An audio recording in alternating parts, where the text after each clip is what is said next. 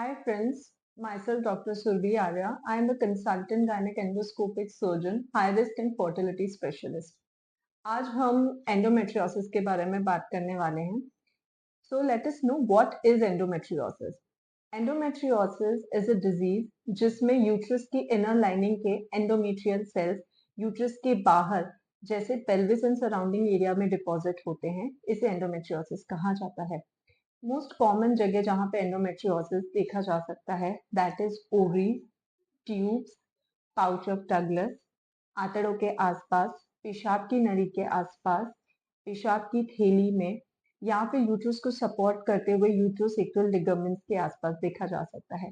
कई बार endometriosis rare जगहों पे जैसे लंग्स के आसपास की प्लूरा, डायफ्राम, टांके की सिजेरियन टांके की जगह that is called caesarean scar endometriosis, episiotomy की जगह that is called episiotomy endometriosis, ऐसे भी देखा जा सकता है. एंडोमेट्रियोसिस में पेशेंट हमारे पास क्या कंप्लेंट्स लेके आते हैं?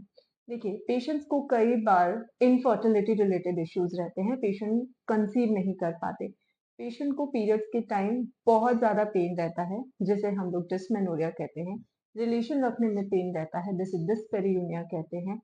कई बार पीरियड्स बहुत इरेगुलर होते हैं या फिर पीरियड्स का पेन कंटिन्यूस चलता है even if patient is not menstruating. अगर हम एटिपिकल एंडोमेट्रियोसिस के सिम्टम्स की बात करें तो पेशेंट को कई बार चेस्ट पेन हो सकता है, टांकों की जगह से खून आ सकता है जो साइकिल के साथ वेरी करता है. ऐसे भी कई बार रेयर प्रेजेंटेशन एंडोमेट्रियोसिस के हो सकते हैं. अगर हम बात करें कि एंडोमेट्रियोसिस होता क्यों है, देखिए कई बार 70 to 80% फीमेल्स में जो मेंसेस का ब्लड है वो पेल्विस में भरता है, बट इम्यूनिटी स्ट्रांग होने की वजह से इम्यून सेल्स उसको क्लियर कर पाते हैं. पर जो एंडोमेट्रियोसिस के पेशेंट्स होते हैं उनकी इम्यूनिटी ऑल्टर होती है, उनका हार्मोनल प्रोफाइल ऑल्टर होता है एंड उनको जेनेटिक प्रीडिस्पोजिशन होता है जिसकी वजह से ये सेल्स बॉडी से क्लियर नहीं होते हैं.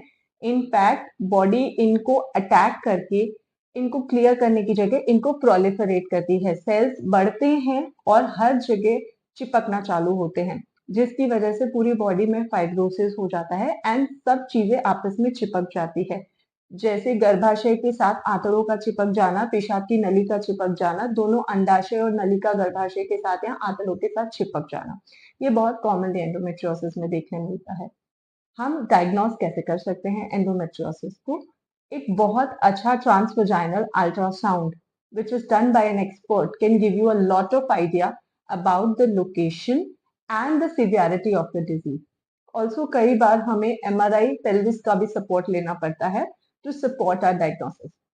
अब अगर हम बात करें कि इसे ट्रीट कैसे किया जाए, देखिए डिपेंड करता है ट्रीटमेंट आपकी सिवियरिटी ऑफ डिजीज पे, राइट? अगर आपको पेन बहुत ज्यादा है या फिर आप इनफर्टिलिटी के लिए हमारे पास आए हैं एंड आपकी डिजीज बहुत सीवियर है, that means tubes and ovaries एक दूसरे के साथ चिपकी हुई हैं और आपकी पेल्विस की पूरी एनाटॉमी डिस्टॉर्टेड है, ऐसे पेशेंट्स में यूजुअली हमें सर्जिकल करेक्शन करना पड़ता है. जो भी चिपका हुआ है उसे सब अलग करना पड़ता है, ट्यूब्स खुली है कि नहीं वो चेक करना पड़ता है.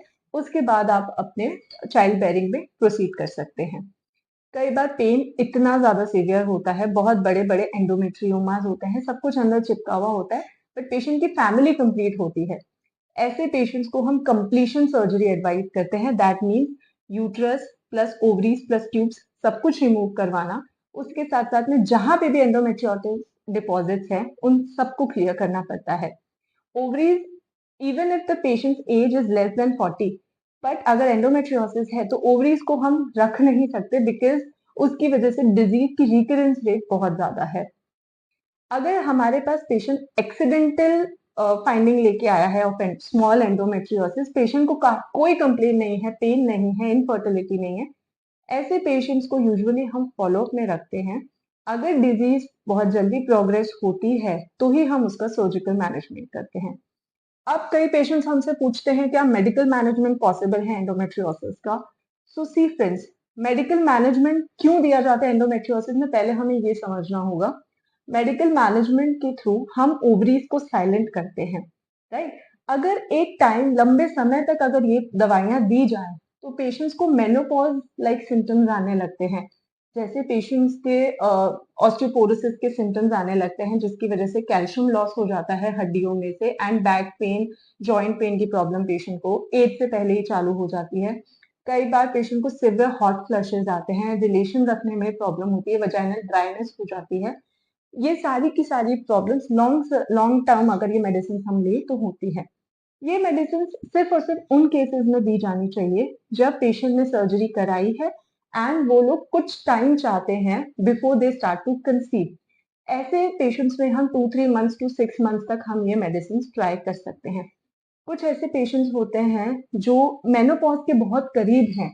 ऐसे पेशेंट्स में भी अगर हम कुछ महीने तक ये मेडिसिन देना चाहें तो हम दे सकते हैं। यंग गर्ल्स हैं जिनकी अभी शादी होनी बाकी है, ऐसे पेशेंट्स को भी हम मेडिकल मैनेजमेंट पोस्ट सर्जरी दे सकते हैं। अगर हम बात करें तो कुछ ही दिनों पहले आई हैड अ पेशेंट को सिवियर पेन था। पिछले 8 साल से पेशेंट इनफर्टिलिटी की प्रॉब्लम के साथ सफर कर रही थी। मल्टीपल कंसल्टेंट्स को पेशेंट ने कंसल्ट किया। She was having a pile of files with her. We just did a good transvaginal sonography. हमने उसका एंडोमेट्रियोसिस पिक किया। पेशेंट को हमने लैप्रोस्कोपिक सर्जरी से ट्रीट किया। आज patient is living a pain free life and soon she will conceive as well.